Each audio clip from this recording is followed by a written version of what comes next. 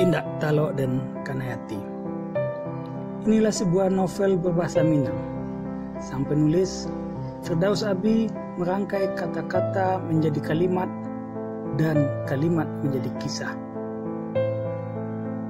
Di saat banyak anak muda Minangkabau meninggalkan bahasa Minang, Firdaus Abi justru menulis novel remaja dalam bahasa ibunya.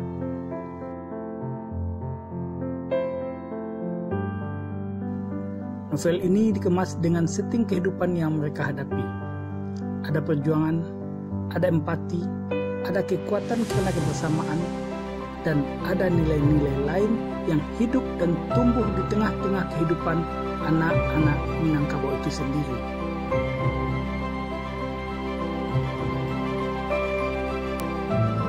Novel ini sangat cocok untuk mendekatkan anak-anak zaman now kepada bahasa sehari-hari para leluhur mereka, karena ditulis menggunakan dialek Padang, Pasaman, Agam, Pariaman, Payakumbuh, dan Solo.